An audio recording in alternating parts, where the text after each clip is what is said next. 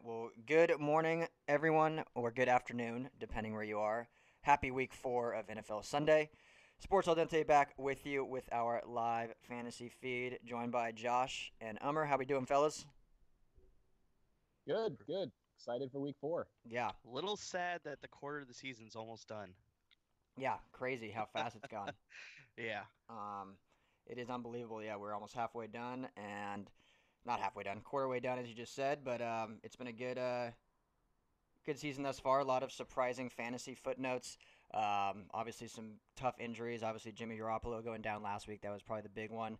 A lot of other injuries that are still kind of funneling through, but also a lot of fun stories with the Rams offense, the Chiefs offense. A lot of good looking guys. But let's start with some quarterbacks to go through this week.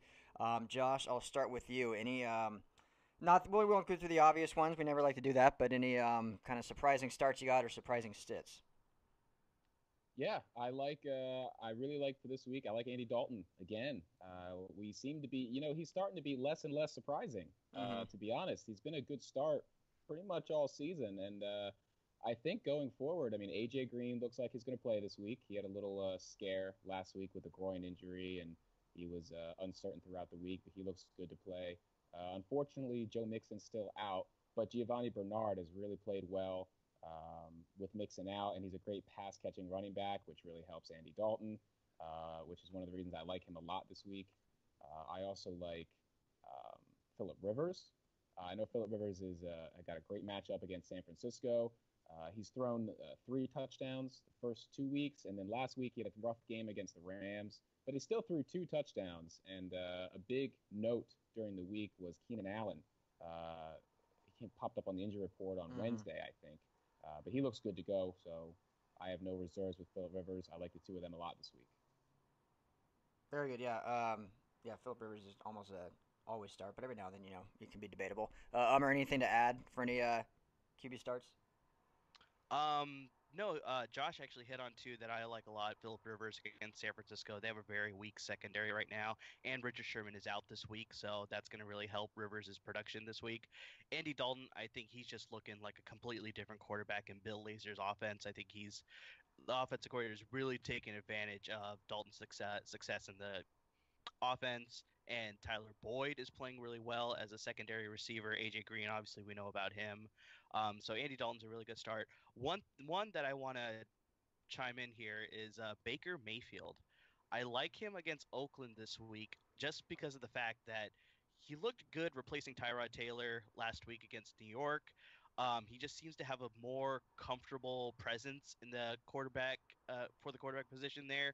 I like him on the short on the longer week. He's got a few more extra days of practice in, and Oakland is just a complete mess. I mean, we've been chiming on this the last couple weeks that Oakland is just a little bit of a dumpster fire right now. So Baker Mayfield coming in, not a lot of tape on him. I think Oakland will be one of Baker Mayfield's big performances and will really, you know, be a hot item on the waiver wire coming this week and going forward. So I like Baker Mayfield this week. You ready to anoint him already, huh, Homer? I'm not so quick to anoint him, but I like him really much. I like him a lot in this matchup particularly because he's just coming off the 1 week.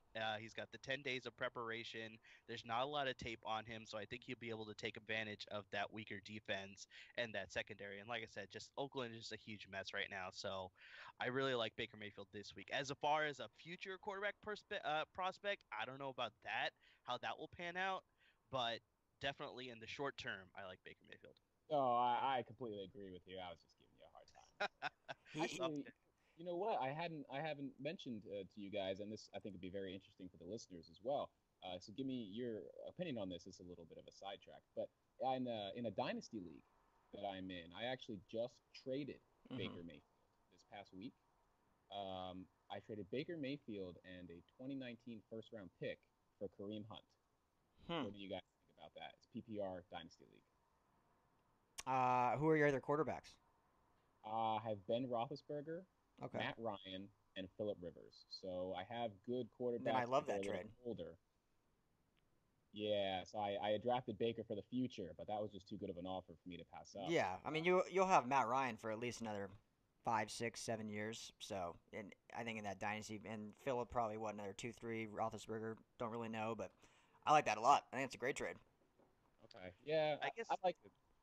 the one thing I'm curious about is just what's your running back situation then that you needed to trade for Kareem Hunt? I didn't necessarily need to. I was just Right. he was a buy low candidate. He's been underperforming in the offense. He's not really catching as many passes from Mahomes as he did last year from Alex Smith. Now, I personally think that will change, Mm-hmm. and that was the reason that I went out and did this. With a guy who I dealt with really liked Baker, and it fell into place. Yeah, no, I think that's a solid trade too. Just yeah, looking at your quarterbacks, I like Matt Ryan as far as a future prospect, but yeah, Roethlisberger looks like he may be coming to the end of his career. Philip Rivers, I know is still playing at a high level, but he may be coming towards the end of the year. So some people may look at it and be like, you traded away a burgeoning quarterback for Kareem Hunt, who's a burgeoning running back. So that's definitely a good trade there, but just thinking about your quarterback situation, some people might be like, okay, now he's got a lot of aging quarterbacks. Who knows how well that's going to pay out? But there's lots of good quarterback process coming in the draft next year, so we'll see what happens with that. But yeah, I think short term that's pretty good trade. Okay. Cool. I just know Baker's a very polarizing name. I mean, Yeah, for there sure. are some people out there ready to call him a top five quarterback. There are some that are, a little touchy on him. So, very polarizing. Yeah, he was going into the draft. He was definitely my favorite QB, and he's my favorite prospect. But the people that after one half and one drive of play that are calling him the next Brett Favre, I think, are a little. Yeah, Let's pump the brakes a little bit. Let's see what the kid can do. exactly. Let's give him some time to mature, get into the league. It is the Cleveland Browns, so if anyone can Yeah, mess it up, they can. But yeah. confidence is high in him for the future. But let's pump the brakes. So, like you said, that buy low, I like that. I think it's a good trade. Well, speaking of buying low, I guess kind of plays into sitting. So, what are some quarterback sits we want this week? I want to sit Dak this week. And again, as a Cowboys fan, it hurts me to say. Almost every Uh, week. yeah, well, no, I mean, it's been rough this season so far. I mean, the past 2 years is when Zeke's on the field, Mm-hmm. Dak's a top quarterback Mm-hmm. every week. Coming into this year in 2018, it hasn't quite been the case. And the Lions defense, this is the perfect week for Ezekiel Elliott. Lions are first in the league against quarterbacks, and they're last in the league against running backs. Mm-hmm. So this should be a week that to kind of go into running backs as well. I mean, Zeke's always a great start, but he's an excellent start this week. And Dak, you can't trust him. Yeah, I agree with that one. Definitely. Bummer. Anything to add for some sits? Yeah, I got two surprising sits here. So, in case anybody hasn't learned, Ryan Fitzpatrick is looking like he's going to be starting this week. But I would avoid starting him because the Chicago Bears defense is just so fearsome right now. And based on the last 3 weeks of opponents that Tampa Bay has faced, they've been able to take advantage of the secondaries and the weaker defenses. Whereas now they're playing safe to say through 3 weeks, an elite level defense in Chicago that I think they'll take advantage of Ryan Fitzpatrick and, even if it's halfway and they decide to swap out Fitzpatrick for James Winston, I don't think that's going to be any better. So I would definitely avoid starting Ryan Fitzpatrick this week. And then here's a popular name that I would avoid this week if you can, Patrick Mahomes. Patrick Mahomes is playing in a divisional matchup against Denver. And similar to Ryan Fitzpatrick, he's played weaker opponents in his first 3 weeks. He played Los Angeles, who has a suffering defense. No Joey Bosa, no Jason Barrett. So that defense has been weak.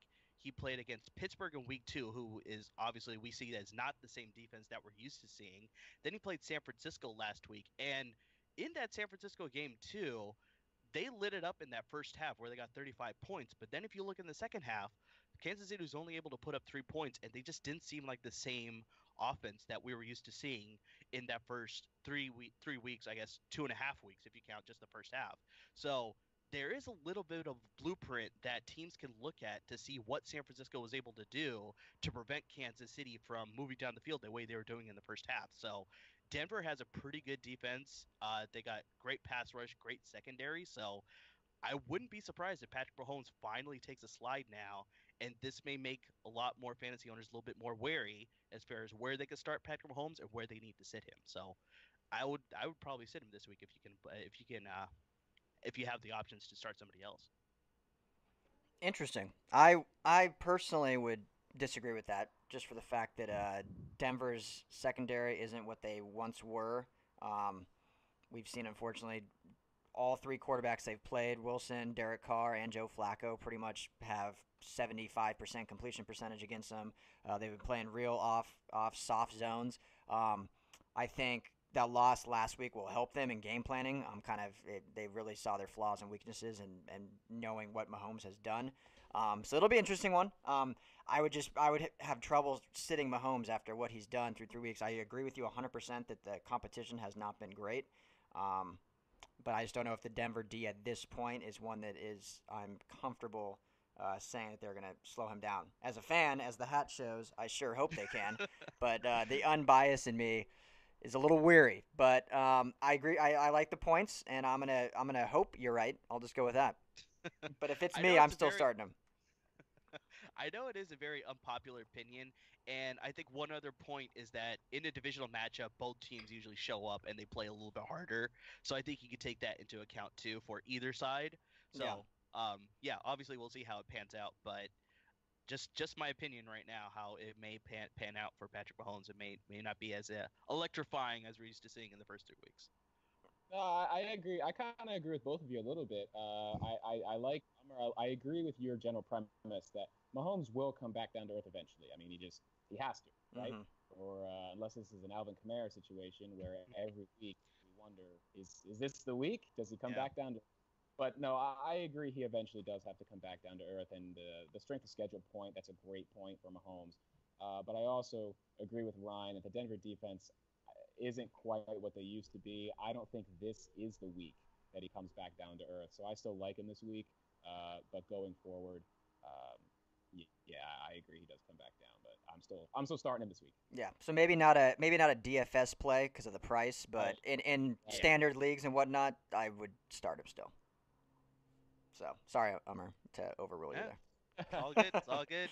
I like it though, polarizing. Um, I'll let you guys jump into, but as you mentioned, Dak Prescott. I think some other obvious sits.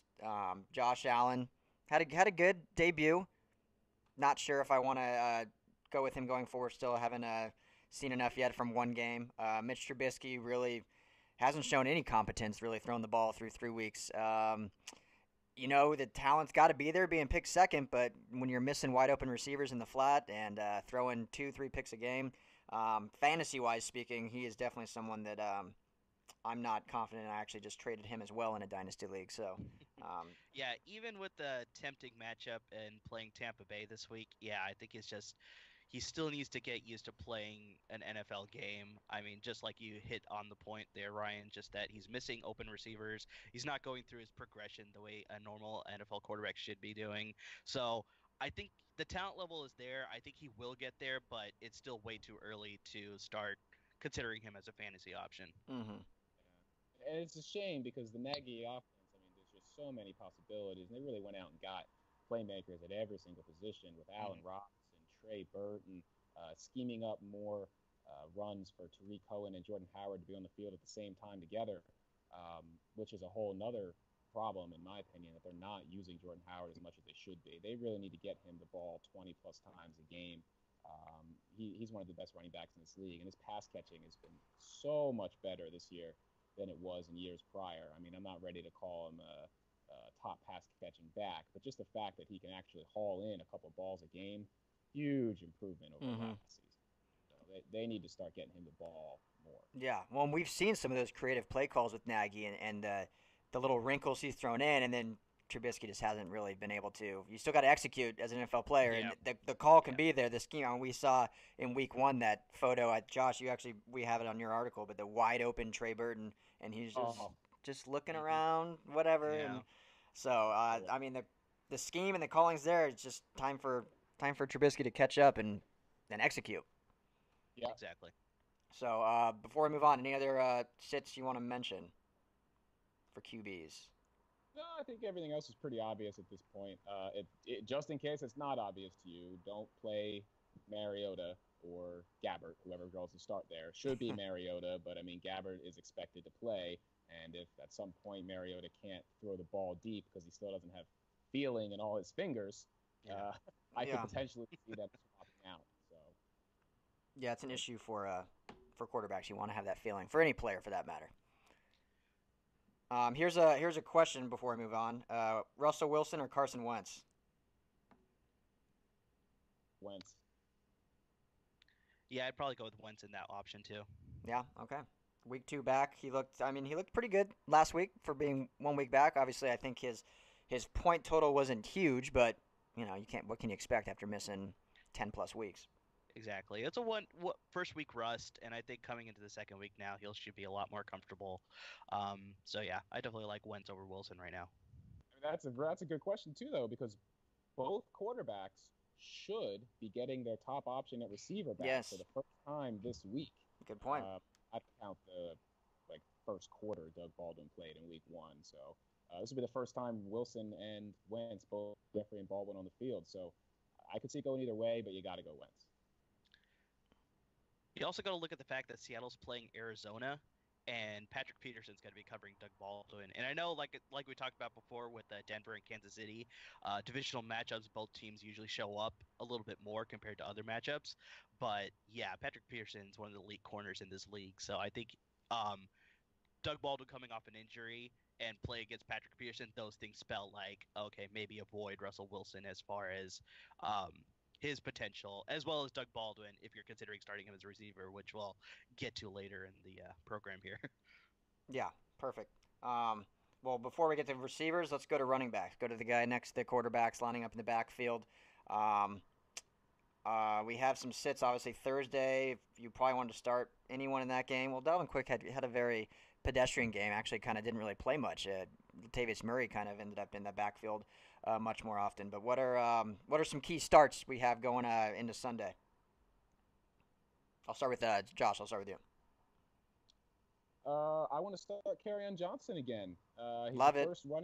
first Detroit running back to have 100 yards since Reggie Bush, going Mm-hmm. back all the way to 2013. I just need them. If I hope everyone watching or listening read our start sit article this week. I said start on Johnson. The only thing that could hold him back is the coaching staff. They just need to give him the ball. They Mm-hmm. need to stop splitting it 50-50 between Johnson and Blunt. And even though Johnson last week saw twice the amount of rushing plays he saw in week two, so did LeGarrette Blunt. It was still a 50-50 split. Mm-hmm. So that's a discouraging sign I can see. Otherwise, on is a great running back. He's really coming along. Um, I want him to start again this week. And another key thing for that game, Sean Lee is out. And when Sean Lee is out, the Dallas defense is not the same. I like Van Der Esch a lot. I think he has a lot of talent. He's going to be a good player in this league for a long time, but it's only his fourth game. So with Mm-hmm. Sean Lee out, without that veteran presence, start on. Dallas defense is gonna he can run all over him. I also want to start Geo again, as I said earlier, just tailing off of that. Mixon's out. Geo can run the ball. He can catch the ball. I expect Dalton to be throwing the ball a lot. Geo will benefit from that. You got your obvious starts again. I don't need to tell you to start Zeke, Carlos Hyde, Baker Mayfield in the game will make defenses respect the pass a lot more than they did with Tyrod. So I think Carlos Hyde can play well. He got 2 touchdowns, and I believe they both came in the second half after Mayfield was put in the game Mm-hmm. last Thursday. So I expect Carlos Hyde to benefit from Mayfield's presence. Yeah, definitely. Or anything to add? Yeah, just to piggyback off of that Carlos Hyde, I think it's just he had such a whale of a day just overall because I mean Cleveland got their first win. He played like an all-star, and he also got welcomed with a new kid that same day, like after the game was over. So Hey, he's a new father too. So it's just like that was like the ultimate day for Carlos Hyde, and I think he'll ride that momentum going into this week against Oakland. So yeah, that's definitely a must start for me as well. And I mean, just to throw more fire on the start, Ezekiel Elliott. Detroit is going to be without two of their starting all stars. Ezekiel Ansah's not going to be playing, as well as their rookie, or sorry, not rookie, he was drafted last year. Gerard Davis, their Mm-hmm. starting linebacker, is also going to be out. So Ezekiel Elliott will be feasting for sure against the Detroit Lions. Um, Two stars that I got wanted to bring up: the Patriots backfield. So James White is going to be their lead passing option out of the backfield going forward. I mean, week to week, that's just an obvious option. In a divisional matchup, I like James White against Miami. Even though Miami has a sneaky good defense, I think New England should be able to game plan. Like I said, divisional matchups, you show up just a little bit better. I think Bill Belichick will plan for Miami's defense, especially after their complete dud against Detroit on Sunday night. They're definitely going to be come back. They're going to be angry. They're going to play hard. So James White should see a lot of touches and a lot of possible scoring opportunities. And then the rookie, Sonny Michel. Rex Burkhead is on injured reserve list now, and this is a great opportunity for Sonny Michel to now plant his plant his flag, in the backfield and really establish himself as a good, solid option out of the backfield. He'll get a lot of those rushing touches as opposed to passing touches. That's where James White will get lots of the heavy workload. But I wouldn't be surprised if Sonny Michel is a really good option going forward, and he's a really good buy low candidate too if you're willing to look for a trading option or waiver wire option, and also a good DFS tournament option. Sonny Michel would be a really good cheap option as well. Um, and then another running back that I like that may be a little bit contrarian as well, Javorius Buck Allen over Alex Collins. I know Alex Collins is the lead back in Baltimore, but based on what we've seen over the past 3 weeks, Javorius Allen has been sneaking vulture touchdowns in the red zone and also has just looked a little bit more effective so far compared to Alex Collins. And they're playing Pittsburgh on Monday night. And Pittsburgh's defense, I mean, I alluded to it earlier, is just they're not the same defense that we're used to seeing when they had Troy Polamalu and James Harrison and Casey Hampton, yeah. James Harrison, just like you said, Larry Foote, lots of these elite level linebackers. They're still a little bit younger on the defensive side, so it's just I think that inexperience is catching up with them, and they're just not the same defense. I mean, let's put a case in point right there. So Javorius Allen, I think, should get some good red zone opportunities, and just like I said, overall, he's just looked a lot more effective compared to Alex Collins. So he's another great cheap option if you wanted to go with the tournament play in DFS, and also a sneaky play if you just want to pick him off the waiver wire. Josh, I saw a little disbelief in your face when Buck Allen's name came up. What's on your mind? No, it's not disbelief. I agree with everything Ummer said. I'm sure he's a nice guy in real life, but man, I hate Buck Allen. I I'm a I'm an Alex Collins owner across the board. Oh Mm-hmm. I gosh. Okay. very high on him since last season. I own him in dynasty leagues. I own him in regular season leagues. Alex Collins is so talented, and then he'll drive him all the way down to the one, and then there goes Buck Allen with that 1 yard touchdown. Yeah. Unfortunately, no. I agree with everything Umar said. He's completely correct about Buck Allen. He gets the PPR points too. He's the Oh pass yeah. catch in that backfield. He hurts me, man. Yeah. Well, and Alex Collins kind of took the world by storm last year, the way he ended, and then Yeah. just really hasn't Yes. it hasn't transpired over this season. So, Not, yeah, I don't know, but yeah, Buck Allen makes sense, I guess. I Uh, really like the call on the Patriots running backs. Also, Umar, I like both of them. Um, I like White. I like Michelle. I think Brady could struggle this week. He's struggled off and on so far already this season. And I mean, I know it's a common narrative that, he's getting older and Tom against time and this and that. And he wants to play till he's 45, but he's going to slow down eventually. And we could be seeing the early signs of it. And he may start to lean on his running game more. So I like the call. I like the Patriots running backs a lot. yeah, I mean, there's a lot of hype surrounding around Sonny Michel, so let's see if he can live Yeah. up to it. Now's his time. Mhm. Now is his time. A couple other running backs. What do you guys feel of Tevin Coleman this week? Great. Love Kevin Coleman. Yeah, obviously with Freeman still out, seems to be probably a must start any running back in that offense. Yeah, Tevin Coleman's definitely looking good. Ito Smith has not been looking as good as a secondary option, so I definitely avoid him if you wanted to put him in a flex or something like that. Probably not the best option, but yeah, Tevin Coleman has been able to play just as well as Devontae Freeman has as the starting option. So especially against Cincinnati, that should be a pretty good start. Perfect. Let's see here some of these other questions we got going on. Um, Derrick Henry. Obviously, he's been a lackluster performances, very low production. Are we staying away from him still, even with the quarterback situation as it may? Avoid the Titans' backfield, especially this week against Jacksonville. Philadelphia. Either way, Jacksonville or Philadelphia, avoid them. Yeah. But Right. Dion Lewis has not been as effective as people have been hoping in both the pass offense and the rushing offense. So he's definitely an avoid option. And Derrick Henry is just, I don't know what to say, but that guy has not been a good, suitable replacement for DeMarco Murray. I mean, just he has not looked as effective between the tackles. I mean, just not the vision is just really, really surprising because everybody expected him to just, plug in and he'll be just an instant starter every week. But just Derrick Henry has just not looked like the same running back and just the same effectiveness that DeMarco Murray was displaying in that same offense. So maybe it's a little bit different with Mike Vrabel and the new different offensive scheme, possibly. But just yeah, avoid the Titans backfield for now if you can. Yeah, I completely agree with Hummer there. Derrick Henry's been a very big disappointment this season. He's only averaging 3 yards a carry. The only thing I will say, if you're in a pinch, if you have some running backs on bye, maybe if you have Christian McCaffrey or Adrian Peterson or one of these guys on bye, Deion Lewis isn't the worst start. Yeah, I see you there, Yeah. Ryan. McCaffrey. Yeah. Deion Lewis is the worst start in PPR.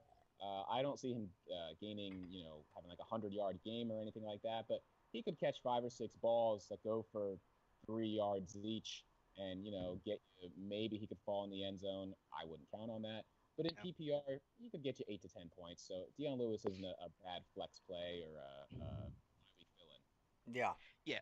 It's not terrible, but if you could avoid it, I would. I think Tennessee offense in general seems to be avoidable thus far. Um, Yeah. you know, same. A lot of that runs through Mariota, and obviously with his injury, that changes everything schematically. But definitely disappointment considering who they brought over as their offensive coordinator and kind of the hype around them after last year, and the offense just has literally been non-existent. But maybe when Somehow they're winning games, though. Yep, I know. That's Yeah. true. That's all that matters. Last backfield I do want to talk about that is a polarizing one as well, and definitely confusing fantasy wise. That Green Bay backfield, pretty much Montgomery getting all the catches. Now Aaron Jones back. You got Jamal Williams who really didn't really seize his opportunity. Are we touching anyone in that backfield?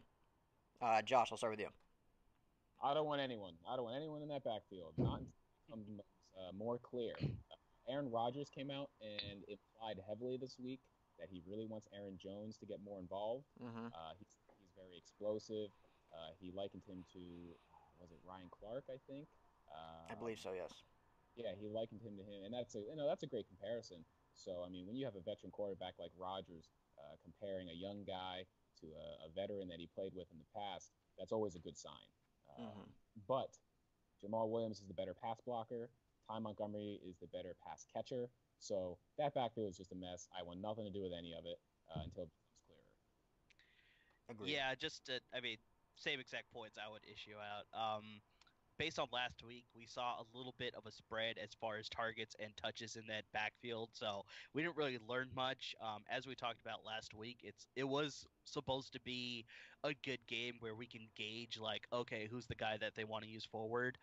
Aaron Jones, I think, is still the option as far as long term, but until we get that sort of significant target differential and touch differential, it's still a backfield I would avoid even with Aaron Rodgers still playing on that weakened knee, I think he's still just playing at a high level, even with that weakened knee. But just like that running game has still not supplemented him enough where it's like we get a good idea as far as like, okay, let's ride with Aaron Jones, let's ride with Ty Montgomery, let's ride with Jamal Williams. We still don't have that idea. So, yeah, I completely agree. Avoid that backfield for now. But yeah, maybe keep Aaron Jones on your watch list and possibly Ty Montgomery as well. Cool. Yeah, I'm staying away from them as well. Have Jamal Williams was kind of excited about his potential of having that backfield by himself for those first 2 weeks, and nope, just didn't do it for me. So let's move on to receivers. Receivers are probably one of the harder ones to pick just because there's so many options. Um, Hmm. a couple good game. I mean, there's good games every week. Who are Umar? We'll start with you. Some or not big names, but some names that popping out at you that you want to see start this week that aren't maybe as normal as the norm. Sure.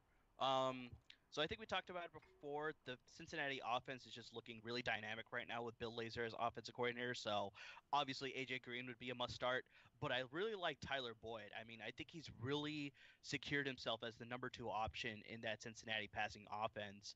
Um, John Ross, the speedster, he just hasn't looked effective yet in that offense or really established himself as a good deep threat or just a receiver option in general. And this is where Tyler Boyd has definitely picked up the pieces and he's totally running with it. So Tyler Boyd's definitely a good start this week against Atlanta with that weakened defense. I mean, they just took another huge blow, losing their starting safety, Ricardo Allen, on top of Keanu Neal and Deion Jones. So, I mean, that defense is just a little bit, taped together to put in put in words that Cincinnati's offense should be able to take advantage of.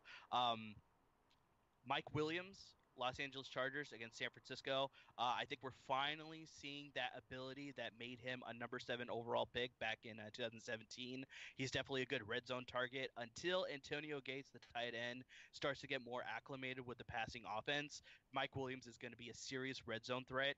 And last week he got close to 98 yards as well as those 2 scores. So I mean, definitely he's a good option this week against a weaker San Francisco defense. Um, Same game, Arizona, Seattle. I like the secondary options. I don't like the starting options. So I would avoid Doug Baldwin and Larry Fitzgerald, but I would start Tyler Lockett and Christian Kirk. Okay, good to know. So I just want to jump in there. Yeah. I just saw a little while ago, right about the time we started this podcast, Adam Schefter just tweeted out that Packers wide receiver Randall Cobb will be inactive. Mm-hmm. I know he was on the injury report off and on all week. So, I mean, that's a big name for someone that if you were going to flex him or maybe as a wide receiver 3, Randall Cobb will be out. That boosts the value significantly of Geronimo Allison. Talking wide receivers. So I like Geronimo Allison to start a lot in Randall Cobb's place. Yeah, I feel like Allison's a name we keep bringing up as kind of the young budding star in that offense. So this will be, we unfortunately mentioned about Jamal Williams, the backfield guys seizing their opportunity. But even Allison being that kind of third option has still been able to seize. I believe he's gotten a touchdown almost every single game.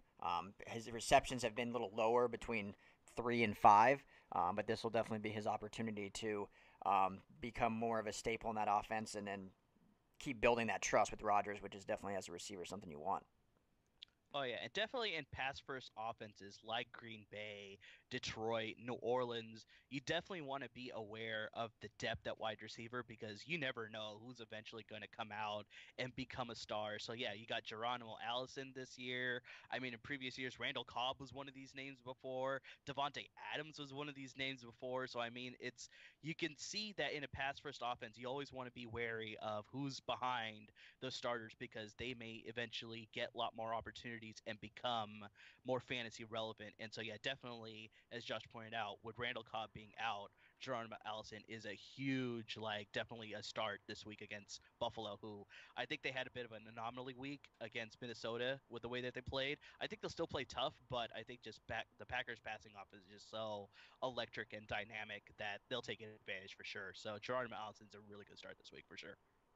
Yeah, I mean, and even going one step further with that, I believe the Buffalo has Xavier Howard, if I'm correct. He should be on Devontae Adams this week, Mm-hmm. and he's been great. As poor as that Bills team is all around, Xavier Howard is a very very good defensive back. I hope Adams can overcome that coverage, but if he can't, Rodgers may lean on Allison, and Rodgers may lean on Jimmy Graham this week with Randall Cobb out. Yeah, we'll get the tight ends, but maybe we finally see a little breakout from Jimmy Graham. Josh, any starts you want to add before we move on to the sits? If you, I like Sterling Shepard a lot this week. The Saints defense has allowed the most fantasy points to wide receivers in the league. I think OBJ will obviously get Marshawn Lattimore, mm-hmm. who covered Julio Jones pretty well all of last week, other than that one big play. He had that 160-yard pass or 66-yard pass, whatever it was.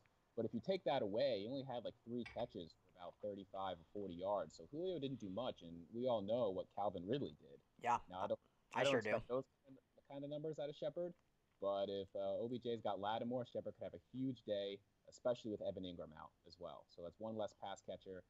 He could have a huge day against the worst passing defense in the league. Yeah, that'll be from what we've seen through 3 weeks. That Saints defense is not what it was. So until they prove otherwise, whoever's playing against them, you want to start. Them and Atlanta, when we saw the shootout last week, those both defenses are kind of automatic starts going forward till they prove otherwise. Josh, I'll just keep it with you. Then you can go into some sits you want to talk about for the receiver position. Oh, for wide receiver Yeah, sits? yeah, sit. Sorry. Sure, no, that's okay.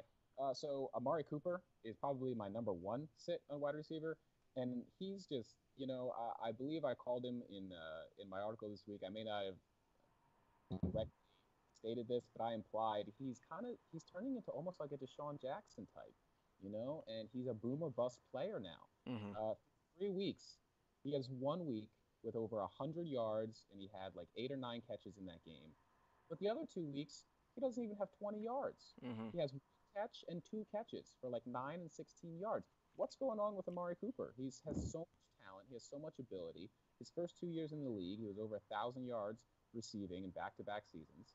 And then last year he had a down year, and this year he's not doing anything. I mean, Jordy Nelson went off last week, and I mean, Jordy Nelson apparently is playing like he's 28 years old, if you believe John Gruden. Mm-hmm. I don't know if that's supposed to be a good thing or not, Yeah. but yeah, Amari Cooper, I can't trust him. He's too boomer bust for me, and I do not expect him to boom this week. So I want to sit him. I also want to sit, as we kind of mentioned, Corey Davis. I don't want anything to do with the Tennessee offense this week against the Philadelphia defense. Davis is another one who's underperformed. So much talent, so much ability. Mm-hmm. I love him in Dynasty. I like him for long term. But for DFS or for season long leagues, I don't want to play him this week. Not until Mariota can at least feel all his fingers. Yeah. Good point. Feeling fingers is important. Yeah. Yeah. Davis is a. I was huge on him not coming out of college, and so it's been a bummer to see him not live up to that. And part of that's obviously quarterback play. They got to get him the ball, but like you mentioned, dynasty I think for future's good, but right now, I mean, he's literally done. What does he have? 13 catches total this year so far, right around there. Yeah, and I Yeah. mean, volume wise, he still will get the targets because there's no one else in that Tennessee offense. I mean, there really isn't with I mean, Dion Lewis, like I said, might be an okay play for PPR leagues as a flex because he'll get some short area targets, but down the field, they don't have anyone else. It's got to be, and they just released and Rashard Matthews asked for his release, Yeah. so Yeah. he's gone. So Walker's hurt out for the season. Matthews just released. There really is no one else. So you would like to think that production's going to come eventually, but till it does, I'm not betting my bank on it. No, exactly. Yeah. Any other sits to add? Just to hit on the Amari Cooper, I'm staying away from all Bay Area wide receivers, so both San Francisco and Oakland. Um, I liken Amari Cooper to a movie trailer where you see all the great options, you see all the great action and all the great scenes in the movie trailer, but then all of a sudden you go to the movie and you see the exact same thing and you're just disappointed. So he gets you excited after 1 week of performance, and it's like, okay, yes, this is the Amari Cooper we're waiting for, and then the rest of the weeks is just a complete dud. So I definitely avoid Mari Cooper for sure. I mean, Josh hit a lot of great points. It's just like it's not a good start week in and week out. I think Jordy Nelson last week was a bit of an anomaly. I think Miami's defense allowed just a couple big broken plays right there that allowed Nelson to get that score and also all the yardage. So I don't anticipate that happening this week. And one thing to note is that I've always liked the Cleveland Browns defense, which is surprising, right? Um, but the problem is just their offense has always been so lackluster that the defense needs to play so much more. And in short bursts, they may still look okay, but obviously over the course of an entire game and definitely over the course of an entire season, the defense just doesn't look the same. So finally, we're seeing a more productive offense, which is leading to the defense playing at that high level that was shown in bursts a couple times during last season and seasons before as well. So Oakland against the Cleveland defense is not that appealing as far as the passing offense is concerned, especially with Denzel Ward playing like a number 4 overall pick. I mean, a lot of people were surprised by that pick on draft day, but he's really playing at that high level of an ability. So definitely avoid Oakland receivers. And then San Francisco receivers, I mean, big story, obviously. Jimmy Garoppolo's out for the entire year. I do have some hope for CJ Beathard. I think he has more acclamation with the second year in the offense, Kyle Shanahan's offense, and he definitely looked confident the few times that he was playing last season. But it's still a situation to avoid. You definitely don't want to start Marquise Goodwin, Pierre Garcon, even with Jimmy Garoppolo. Pierre Garcon has been complete absent as far as any relevance in that fantasy offense. So definitely avoid Pierre Garcon. Um, George Kittle, I mean, we'll get to tight ends in a little bit, but he has some appeal. But overall, just fantasy, as far as a fantasy is concerned, avoid all Bay Area receivers. It's not a good week this week for them. And as I touched on it before, Doug Baldwin and Larry Fitzgerald, those are two sits for me. Doug Baldwin is coming back from the injury. He's going to be going up against Patrick Peterson in Arizona. That's going to be a tough matchup. I do like Tyler Lockett as a secondary option. I think Russell Wilson may feed him a little bit more as getting him touches. And then Larry Fitzgerald is also nursing a bit of a hamstring injury, so he's still going to play, but his effectiveness may not be as high either. And they're rolling with the rookie Josh Rosen this week. And just a bit of a side note, Josh Rosen and Christian Kirk were roommates during training camp. So definitely over the course of training camp, they just got to be better friends. They developed a better relationship. So I wouldn't be surprised if Christian Kirk has, if not the same amount of targets as Larry Fitzgerald, but possibly even out touch him as well. And Josh Rosen may be hitting on that rookie connection right there. And I wouldn't be surprised if Christian Kirk becomes a hot waiver wire option going into week 5. That's a good point. We see it all the time when a backup or a rookie or anyone comes in, and not maybe long term, but at least for a week or two, those kind of third, fourth, fifth option receivers do get more looks just because that's the guys they practice with in the week, so the connection's there. So at least for this week, I definitely agree with that. Long term, I think they're going to be fine. I mean, once he's taking reps with the ones, you're going to build Oh, that of course. rapport. But Of course. but 1 week of it, yeah, I agree with that wholeheartedly. And Fitz is a little banged up as well, so that's another name to I would agree to sit as well. Yeah, Did you want to I add agree anything, with all. Josh? No, no, not really. I agree with all that. Just an interesting fact that I just looked up real quick while you were going there, Ummer. Derek Carr, to stay away from the Bay Area receivers. Derek Carr, touchdown to interception ratio this year. 2 touchdowns to 5 interceptions. Oh, yeah. Yeah. Let's, yeah, definitely stay away from receivers. And that Cleveland defense is surprisingly good. I mean, going Yeah. if if Mayfield starts to click with the offense and that defense keeps playing up, we may be talking about Cleveland as top 10 defense, maybe top 5 by the end of the season. Through 3 weeks, I believe they're top five. No one really talks about them because it's Cleveland. They got to earn Yeah. it. But through 3 weeks, that is a good defense, and they a lot of turnovers. They won the turnover battle. Yep. The run game, the pass rush, they got all the pieces. So I agree Yeah. with you. I mean they've looked real well against, and definitely quarterbacks have not performed. I mean look at Drew Brees week 2. He had, I think going into halftime the Saints had 3 points and Brees had about 2.8 fantasy points total, and that's the great Drew Brees. So um, yeah, I think the Browns defense could be for real, and so definitely a team like Oakland, you want to stay away from starting anyone that they have. One question for you guys, Umar, I'll ask you, and then Mhm. Josh, you can comment on it. Tyler Lockett or Sammy Watkins? Like I alluded to earlier, like I said, the unpopular opinion, I would sit Patrick Mahomes. So in that case, I would avoid Sammy Watkins as well. I like Tyler Lockett's options. Like I said, since I don't like Doug Baldwin this week, Tyler Lockett will get a lot more of the targets in the passing offense. So Russell Wilson will look heavily on him. So yeah, I would choose Lockett over Sammy Watkins right now. And even in that passing offense, like let's say my opinion is completely wrong. Patrick Mahomes continues playing as dynamic as he has. Just Sammy Watkins' involvement in that offense has not been as high compared to a Tyreek Hill, compared to a Kareem Hunt, compared to like Albert Wilson. I believe is some of these secondary, third, tertiary receivers in that offense. The tight end Travis Kelsey, obviously. We just saw a score with their backup tight end Demetrius Harris, but we haven't heard Sammy Watkins' name enough to warrant starting him on a regular basis. Possibly as a flex option, he may get a few targets and possibly a score. But yeah, like I said, just going with my opinion so far for this week, I would avoid Patrick Mahomes, ergo avoid possibly Sammy Watkins, and go with Tyler Lockett over Sammy Watkins. Cool. Do you want to add anything, Josh? So I'll do a slightly disagreeing opinion there just to get both sides of the possible discussion here. I could see a scenario where, I mean, they've already came out and said Doug Baldwin is playing, but he's not going to be at 100%. I Hmm. could see a situation where partially into the game, Doug Baldwin can't keep playing, has to get pulled, or he stays in the game, but just isn't getting that burst, isn't getting that explosion off the line. I could see Patrick Peterson covering Tyler Lockett in this game more than Doug Baldwin. Now, I'm not saying that'll definitely happen, but I could see a scenario where it does. And if that's the case, then you got to go with Sammy Watkins because Tyler Lockett, he's scored so far in every week this season, and he's a decent, flex play or wide receiver three play, but he's not the type of guy that can overcome Patrick Peterson.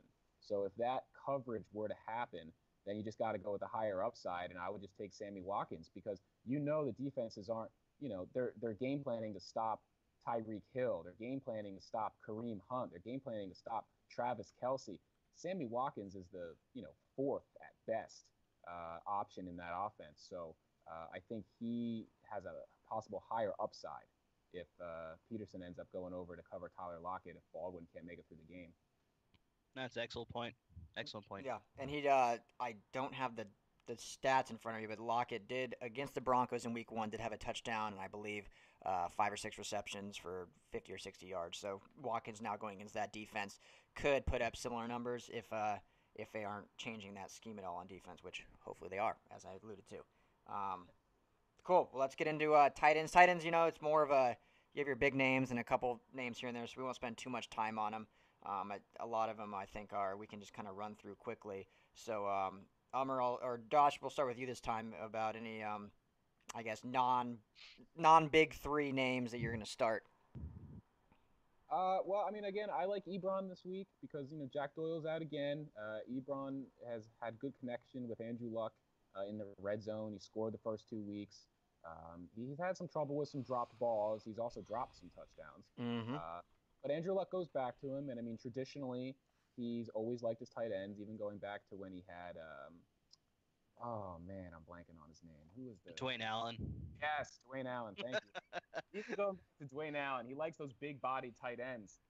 And that's exactly what Ebron is. He's an athletic, big body guy. People are worried about Luck's arm strength, so that's why he might prefer the short passes to Ebron, little 5, little 10 yarders. So I like him a lot.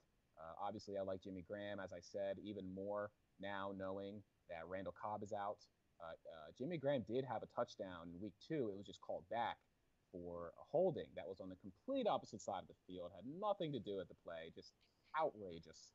Mm-hmm. Uh, Poor Jimmy Graham got robbed of his first Lambeau lead. So hoping he gets that this week. Yeah. Any starts for you? Or No, those two I completely agree with. I think finally Jimmy Graham sees the end zone and we see some more points from him coming. And the biggest thing with Eric Ebron is, as they say in the league, the best ability that you can have is availability. So with Jack Doyle being out, Eric Ebron is a good start for sure. And like we talked about, I know we're not so high on Mitchell Trubisky, but I still like Trey Burton against Tampa Bay. I think he'll definitely get a lot of targets there, and possibly we'll see a score from him as well. So yeah, I definitely like Trey Burton this week. yeah, it's been fun to see. Ebron's definitely had a kind of resurgence in his career. Having I think we talked about it last week or 2 weeks ago. All the hype being drafted, I think 10th or 11th overall by the Lions, and Yeah. being this athletic specimen, and just never, whether it was a scheme fit, whether it was all the options, and Stafford really like spreading the ball around or what it was, but just really always underperformed. And now being an Indy, and partially due to the fact that Doyle has been hurt, but he's been an actual fantasy option for once. I think so many people I was never one of them, but I've spoken to so many people that every year would draft him with such high expectations, and every year we're absolutely disappointed. And finally Yeah. this year, it's he hasn't put up gaudy, outstanding Rob Gronkowski or Travis Kelsey numbers, but he has been a viable start every week, and yet again, I believe he will be this week. So that's a good one. Question for you: he already played. I'm just curious your guys' thoughts. Kyle Rudolph, I have him in a couple leagues. Kirk Cousins, through his career in Washington, is real active with tight ends. Haven't really seen him that involved. Do you think that's more due to just having Diggs and Thielen that effect there, or do you think it's a rapport issue with Cousins, or do you have any thoughts whatsoever? Just curious your thoughts on that. I think, I mean, Cousins, you kind of hit on it with Diggs and Thielen. Those are two of the best receivers he's ever played with. I mean, on the field at the same time, Diggs, he's such a good deep threat guy. He's so speedy. He can catch the ball at any point in the field. And Thielen is a great possession receiver. I mean, he's a little more than that. I don't want to cheapen him, but I mean, across the field, he can catch anything in the middle of the field, and Diggs dominates the outside. They also have great running back talent in Dalvin Cook. Now, he didn't perform this week, because he's still coming back from the injury. Um, but I think that, yes, that's exactly what's taking away from Rudolph. He may be fading back into being a little more touchdown dependent as he was a few years back Hmm. before he had like 2 or 3 big seasons where people started to think he was turning the corner and becoming more than that. So unfortunately, he may be regressing to what he once was. Yeah. Yeah, I completely agree with that 100%. I think because they have such balance in that Minnesota offense now with Dalvin Cook and Adam Thielen and Stephon Diggs, um, you're not seeing as much involvement from the tight end. And the touchdowns that they're getting as well are like these deeper touchdowns, whereas Kyle Rudolph is more of a red zone target.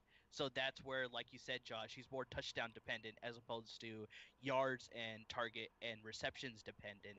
So they just haven't had too many red zone opportunities for Kyle Rudolph to get involved yet. I think against San Francisco, he had a red zone touchdown, but since then, it's just been very limited. So I still like Kyle Rudolph, but just not as highly as people were thinking going into the season and drafts that, like, oh, finally a more stable quarterback. Like you said, Ryan, that Kirk Cousins loves throwing to his tight ends, but we're just not seeing that just yet. And I think that's because, just like Josh said, Stephon Diggs is such an elite level talent. Adam Thielen is such an elite level talent. Um, they're just getting the ball down the field a lot easier and scoring touchdowns as well on top of it. So, uh, be a little bit wary as far as when you start Kyle Rudolph, but he's still definitely a viable option. Yeah. And I'm going to sound terrible because I'm drawing a blank on his name, so I'm just going to say his number. But I was at the game Thursday, and it doesn't help when number 17 vultures 2 red zone touchdowns. Oh, Uh, Aldrick yeah, Robertson. there we go. Thank you. Oh, So, yeah. so that's a big part of it too. When your fourth option in the receiving gets two touchdowns And in the red zone. now that we brought up his name, um, I actually wouldn't be surprised if Robinson gets more involved because Laquan Treadwell. I mean, what happened to that guy? I mean, we're talking about busts as far as like just fantasy prospects.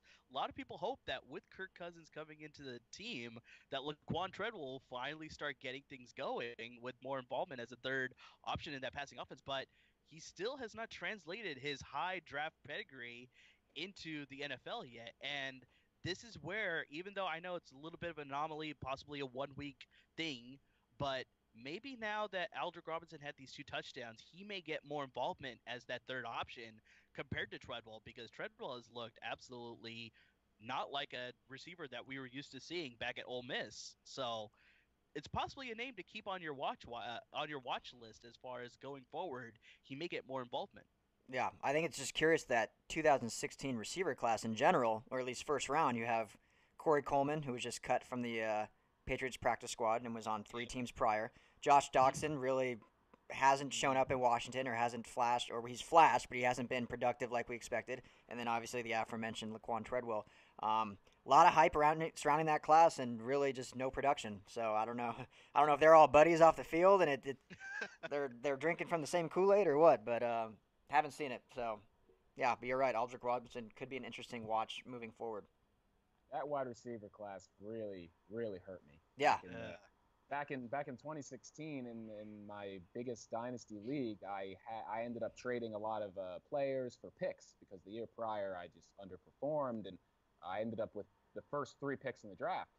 Oh Luckily wow. for me, Zeke was a stud, of course. Yeah. Yep. But then my next 2 picks were Coleman and Treadwell, and just Oh. Mm. man, I'll tell you what. I mean, you weren't wrong when you drafted him. I don't know what happened Yeah. since, but So A much. lot of people a lot of people had optimism on Doxson this year, especially with Alex Smith coming into the Washington offense, that this is a potential breakout year finally for Doxson because we saw a little bit of that with Kirk Cousins last season. He was getting a little bit more involvement each and every game, but yeah, so far through 3 weeks, it's yeah, Doxson's been a bit of a fantasy disappointment for sure.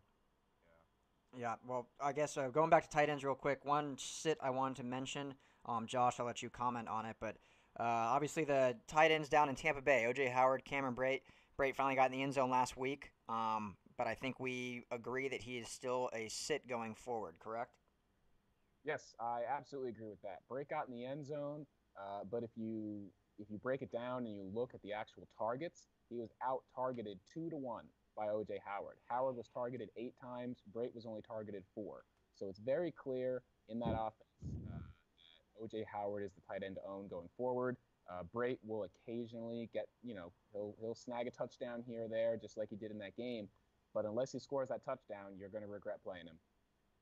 Yeah, I agree. So fantasy is all about production. Obviously, it's not Yep. boom or bust. You don't want to take your chances on that. So when you're getting higher targets, that's the guy you go with.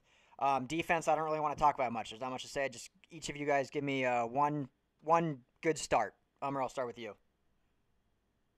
Baltimore. Baltimore Ravens against Pittsburgh. I think that As a that start, matchup. I would start Baltimore for okay, sure. interesting. What has you wanting to start them against that high octane offense? That's a bold call. Yeah, you probably could get him cheap. Maybe that's why in DFS. But That's a That is DFS. true. That is the cheap option. As we talked about before, just a divisional matchup against Pittsburgh, and as dynamic as Pittsburgh's offense has been, I think finally the Baltimore Pittsburgh rivalry has gone on for so many years that it's just always like a hard fought battle. It's usually pretty low scoring, defensive. So for that reason, I like Baltimore to show up this week compared to previous weeks that we are seeing a little bit of a dud from their defense. But I think they show up this week on Monday night. okay. Or don't you dare tell me that James Conner's not going to go off. Don't you tell me that. I need him. No, I know, I think he's and telling you I, that. I think he'll play pretty well, but just yeah, overall as a whole, I like Baltimore's defense. All right. Well, we'll see. I mean, they played well against Denver last week, so we'll see if that carries over. Josh, who's your defensive start of the week? I'm not going to go crazy here. I'm just going to go with someone pretty obvious. I'm going to say the Packers. They're playing the Bills. I think what happened last week was an anomaly. I don't see the Bills putting up 27 points in this week. I think they go back to being the Bills. I think Green Bay is upset about their record. They feel like they could easily be at least 2-1, if not 3-0. Mm-hmm. I think Rodgers comes out at home, plays great. I think that defense steps up. I think Clay Matthews gets 14 flags thrown on him again. I think it's a great game, and I think the defense holds the Bills. Yeah, I agree with that one. Anomaly for sure, I think. So, all right, well, as we get wrapping up here, I know there's probably people out there that are scrambling on DraftKings or FanDuel, trying to throw a couple bucks down before kickoff starts. So, our guys here are going to give you each of their top DFS lineups, something you can, hopefully win some cash this week. So, Amr, we'll start with you. Give me your, standard format with quarterback, two running back, two receiver, tight end, and defense. Who you going with your DFS lineup? Sure. So I got Philip Rivers against San Francisco. I think he'll light him up. Definitely lots of point scoring opportunities there. We touched on it before. Ezekiel Elliott against Detroit. He's just going to run roughshod through him. Alvin Kamara, I mean, not much need to say there. Receivers, I get a little bit more cheaper and riskier options possibly. Geronimo Allison, as we talked about, though, Randall Cobb being out, that's a good option this week. Tyler Boyd against Atlanta. And my third receiver, I got Mike Williams to pair up with Philip Rivers against San Francisco. He should see lots of red zone opportunities and scoring opportunities. Trey Burton is going to be my tight end against Tampa Bay. I think he'll definitely get lots of targets and lots of receptions, hopefully, convert those. In my flex, I got James White against Miami. And this is an absolute steal. And I'm surprised that they're this low and they won't be this low anymore. But for defense, Chicago Bears. On DraftKings, their salary was 2,900, I believe. So that's just like you definitely want to start that defense both in tournament, cash, any contest for sure. So Chicago Bears is my defense. Yeah, they've looked like a lock thus far this season. So, yeah, I like the lineup. Josh? Well, I'm going to be honest with you, Umar. You kind of stole like 90% of my life. So Well, that's good. rather than run through all the same guys, I'm going to give some deeper plays that I like. As I mentioned earlier, I really like Shepard. He's going to be in pretty much all my lineups. I expect Latimer to be all over OBJ, and Shepard should benefit from that. I like Juju this week. If your games extend into that slate, Juju's been the more productive receiver than Antonio Brown in Yeah. that offense. Yeah. And but Brown's still drawing all the premier coverage. So while he's drawing the double coverage and Juju's performing better anyway, give me all the shares of Juju. Mm-hmm. Some deep plays I like this week.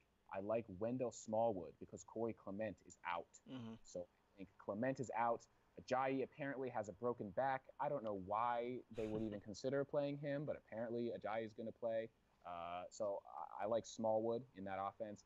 Darren Sproles is also out, so yeah, definitely Smallwood's a good play. Aaron Sproles is also out.